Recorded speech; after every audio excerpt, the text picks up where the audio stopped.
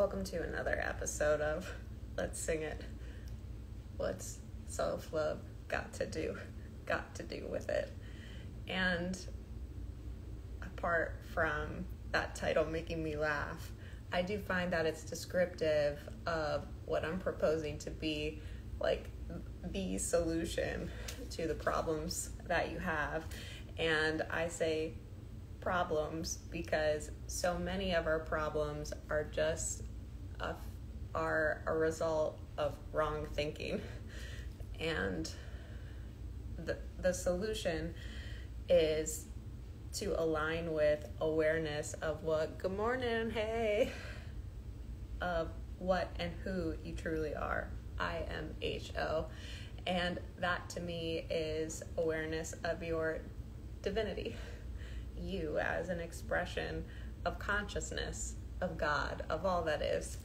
And self-love to me is living in that awareness where there is an allowing of your individuality, what's unique to you, what's comfortable to you, what resonates with you, what's true to you. There is your inherent worth. You don't need to do anything to justify being here or being able to claim the why you can have what is correct for you. And then the last piece of that is connectivity. We're all here together, man. All here together. And that's not just like people on earth. You know, it includes all things. This is one closed system in some ways, a part of other closed systems, I'm sure.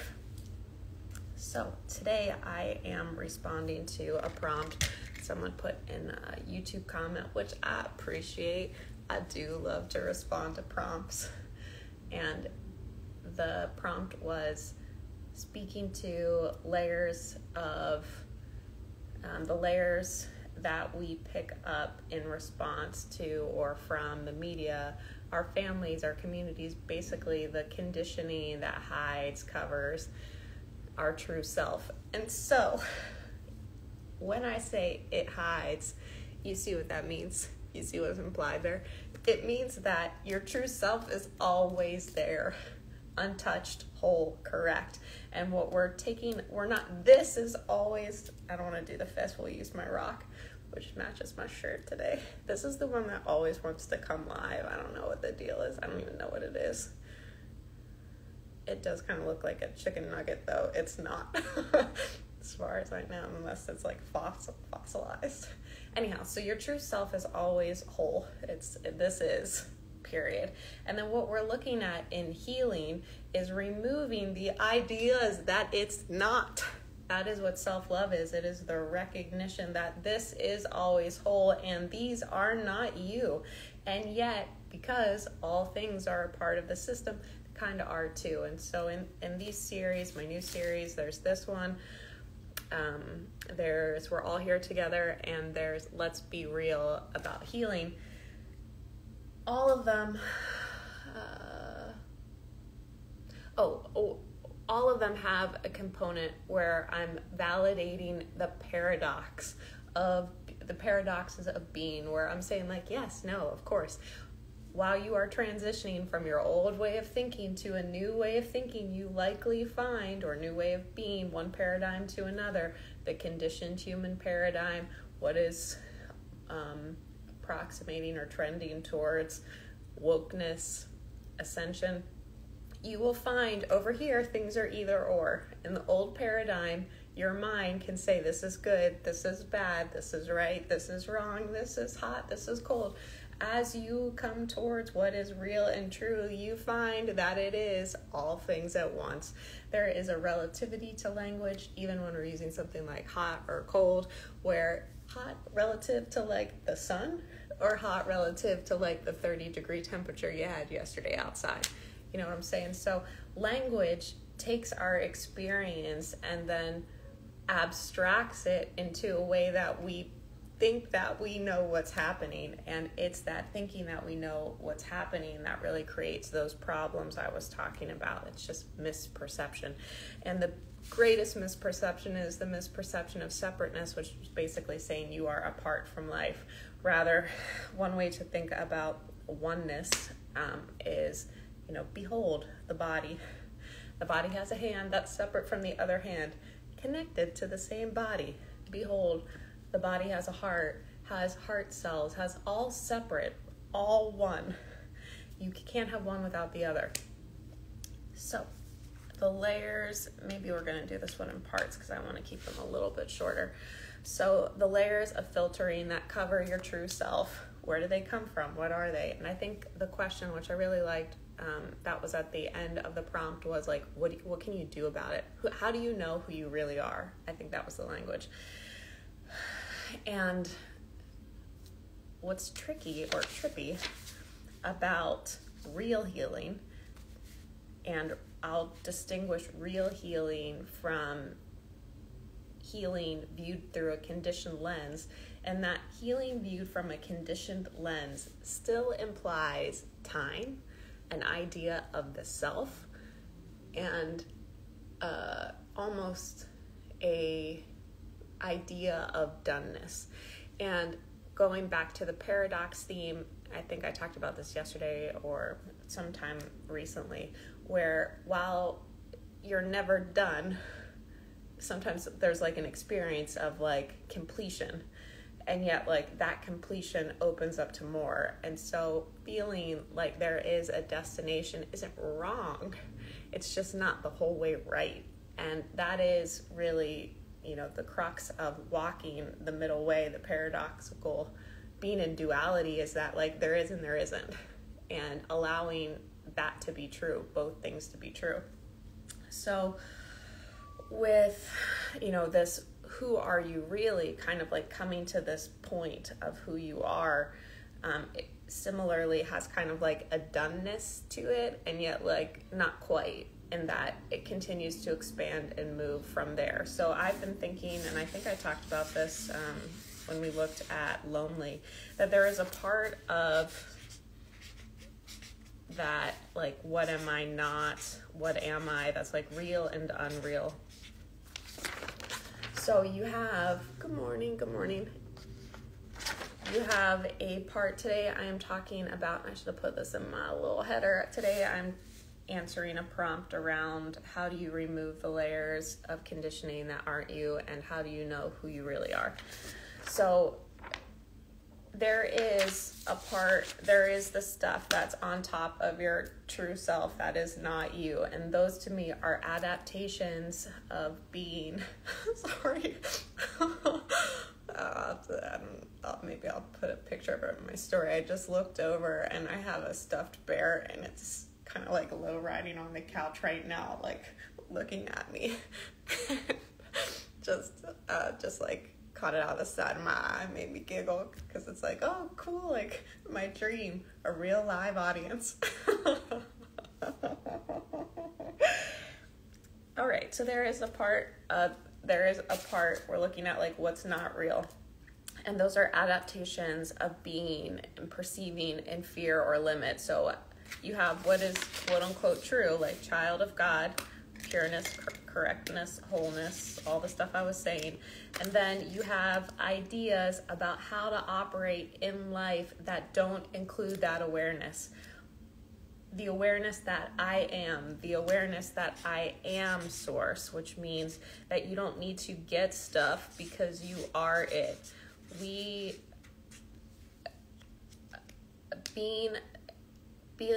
thinking, feeling that's adapted in fear, that denies that you are source, looks like, how do I compromise what's natural or comfortable to me so that you'll still give me attention, so that you will not hurt me, so that you will love me, so that you will give me money.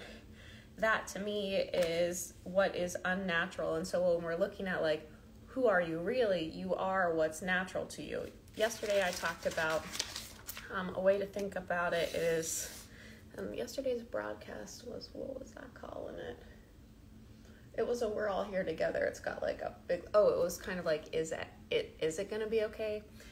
Looking at that, and I talked about how we are all kind of like stained glass windows. If you've ever seen stained glass windows, like there's some really incredible ones, and they're breathtaking.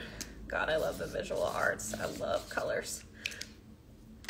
one way to think about who you really are, it's like we've got God, source, consciousness, life force, the light behind the stained glass window. And again, you're the whole kit and caboodle. You're me, you're this, you're that. Like, we're all one ultimately, all one body. And then when we're looking at like your individual system, your individual self, you can think of you as like a panel on the stained glass window wall. So you are one panel of stained glass, and you have a unique collection of colors that when the light that shines through all things shines through you, creates a beautiful mosaic that never existed before, you pretty little snowflake. So when we're looking at removing the layers, what we're removing is we're not bringing your stained glass window to this sort of like whiteness. I tried to do that. And it was really educational, but not that comfortable, because this is kind of like, there's an element of control and fear here where it's not trusting how I am naturally. So the stained glass window is sort of like your natural expression, how and what and why you'd be, except for the fear-based thinking that you've been conditioned. And conditioning occurs, I have several videos on that. Conditioning happens,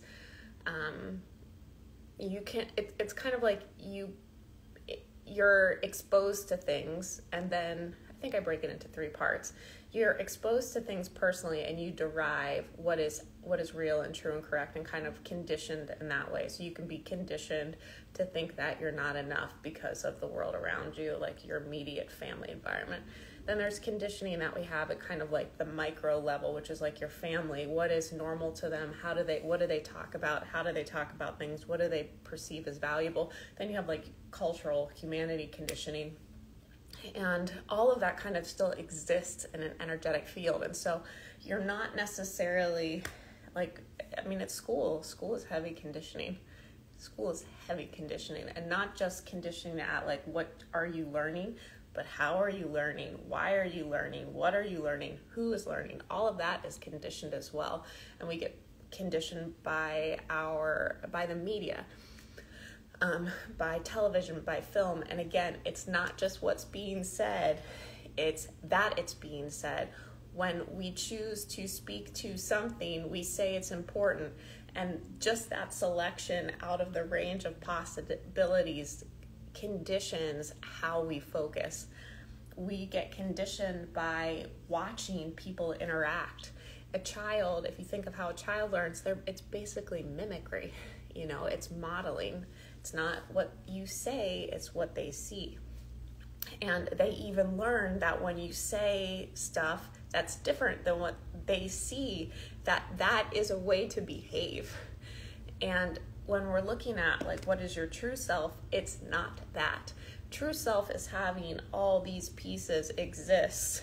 And I think what we're looking at again is like the sensation of being who you really are, is that all these pieces line up. What you say, what you do, what you feel, what you think, like they're all there. And thinking is a little strange, and even feeling, because there can be a component of it that's not you. And that's why we want to sit back a little bit and look for the witness in those things. Because, for example, if I'm in a crowd, I'm pretty sensitive energetically. I've been meditating for hours a day for a minute most days. And so I'm pretty perceptive of my energetic field. If I spend time with somebody, I go home, I have their thoughts. Like, their thoughts are in my field. Are they my thoughts? No. Similarly, laying in bed at night, I've chosen not to after I decided I didn't really like how it feels, but I can perceive the thoughts of like the community around me. Those are not my thoughts. It would be crazy to assume responsibility for getting thoughts that aren't mine into alignment with my heart. So again, it's kind of like the witness behind it, awareness of really like who you are. And you can train yourself to feel what is yours and what's not yours. Just like becoming really, like if you start to pay attention in your neighborhood, what you can come to see when something is there that's not usually there. And then you can ask a question like, oh, is this a special occasion, or is this for me? Like, you can start to see where things are yours and not yours. Similarly with emotion, you feel people, man. To varying degrees, we have the capacity to feel others. I don't know if I've told this story here before, but there's a Halloween store on, I think, Charter Street here, and I went in for something. I went in for gift wrapping, and they also have kind of like an adult store as part of it. I could feel the sexual energy of the couple shopping in the adult store. Not my energy, it was theirs. Not my emotions, it was theirs. And so going back to like, okay, the target is having your pieces in alignment, and yet there is an element of that is outside of your control. You are existing again in this overall body, in this overall field. I think people who are sensitive and are helping to realize the new world, which is like what I'm advocating for, we pick up shit that is like way bigger than us. You will feel, I have a good friend who could feel suffering at these labor camps.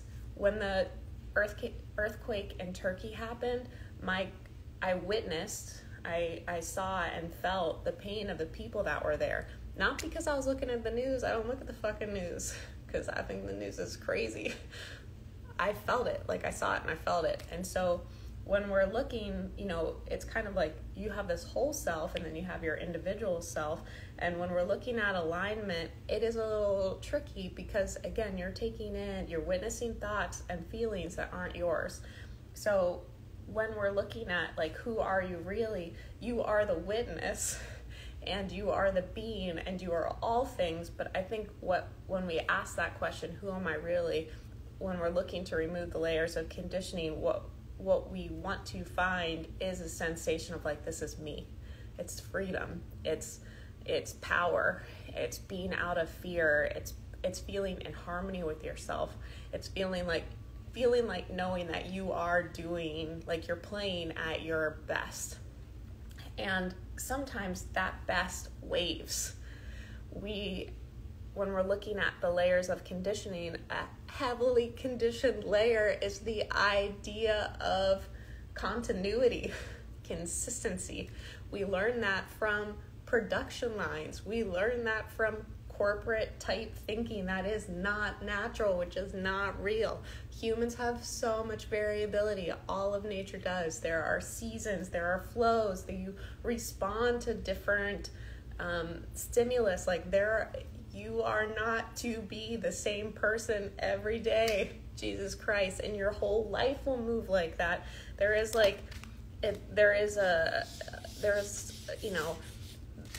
Hopefully, like, it goes like this. You're here. It moves a lot, and our heads think like it should be this line. So every time it's not that line, we lose our shit a little because it's scary. Am I going the wrong way? Is this not going to be? I lost control. Oh man, JK, I lost the illusion that I had control. But this is natural. You have waves. You are a live thing. To think that you should be the same every day at an emotional level, at a mental level, an activity level, at a clarity level, like, it moves, man. And I use astrology for myself and my clients to add kind of like acceptance. I describe astrology, Gene Key's human design, as tools to open up possibilities, to facilitate acceptance. They are not to cap stuff or call things by name. They are not to make things this. They are to make things bigger. So, when you start to look at astrology, I had a Uranus transit the last 6 months, I think. Real uncomfortable, man. Rattled me at the head. It's like the universe took my head and was like, oh. And the whole time, I could not, like, what I had been looking at before, I couldn't really focus on or find. That was my season. And because I said yes to my season, I was able to work with it constructively towards something, which was greater clarity, purity. Like, one of my intentions is to really be authentically myself, to be who I am. And when you're getting shaken up like that, you ask energetically and look for, like, mentally and emotionally, I was, and even environmentally, physically, with my habits and stuff, like, you know, who am I? What am I? That occurred for me after, God knows, 5 years of this work, you know? And so the mind thinks, oh, I'll be here and then it'll change. The mind thinks I'll create the timeline. The mind thinks, like, you know, it should be like this. It's not, man. It's like this. And the choice that you have is to say yes to it. Does that mean you are in free for all the whole time? No, you are not in free. It is not a free for all, and you're not in free fall. And yet it's like collaborative.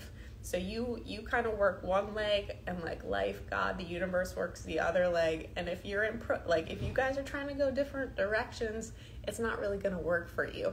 So the idea is kind of to work with the energy that's present, work with the life that's there towards the vision that you have and feel. So I will continue this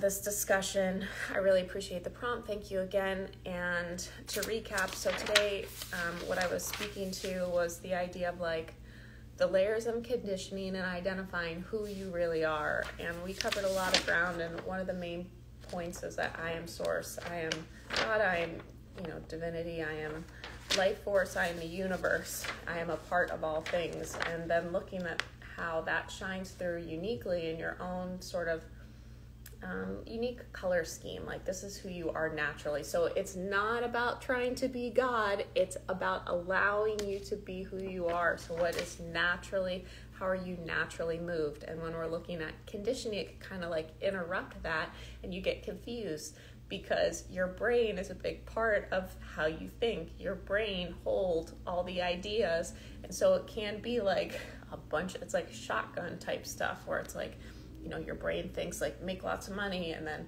your soul thinks like go play in the woods, and then, you know, there's all these different things. So when we're bringing them into harmony, this will be my closing point. The first thing is not to be resistant of the parts that aren't you. So I'm talking about the stained glass window, who you are naturally, kind of like your unique expression, how you would be without fear. And then you've got the stuff you learned on top of it. And our inclination, because of this, with this, like I was saying, when we come at healing through the conditioned lens, is to fight this, to fight the conditioning, to make it bad or wrong. But nah, babe, to get it there, to get it to like come together, you love it. Because this in some ways is you too, for your own development. And it is the idea that I have to, you know, separateness, I have to do something, I have to, that this then becomes something that creates even more separation. So when you start to notice the layers that aren't you, rather than get mad, sad about it, or fight it, see if you can embrace it, say yes to it, offer it love, let it come into you. So for example, if you notice that you're not expressing authentically, you're not actually telling somebody what you think or feel, your conditioning says if you want to do that, you should fight really hard, you should push, you're bad or wrong, you must, you know. No, when you leave the conversation, you realize that you didn't do that. What you can do instead, if you want to remove this layer, is love it. Offer yourself kindness and compassion. Look at you after it in the mirror if you want and say like, that's okay. It's okay. Or say nothing and just look at you with love. Be present to your experience. Soothe the separation.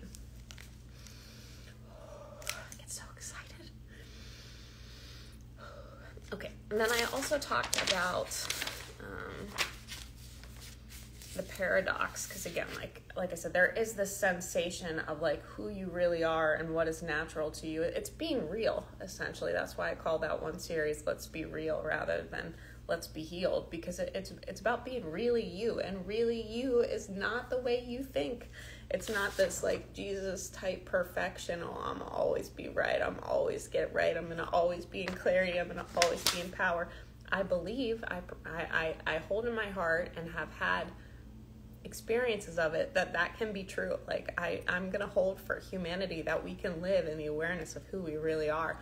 But I do find that it is a little bit of a process to kind of get all the other mechanisms on board with that.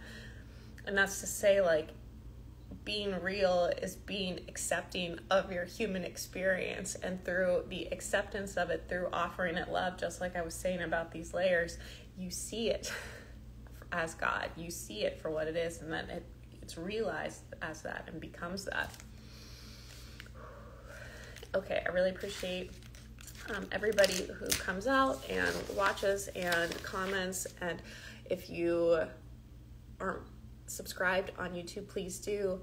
Hello, lovely. I'm just wrapping up, and I've just talked pretty like at a top speed for a good, I don't know how many minutes, so I'm gonna breathe, wrap this up. I really appreciate the support, and oh my God, when somebody sends me a message and says that something's been helpful, that is so helpful to me. I really appreciate. I thank you.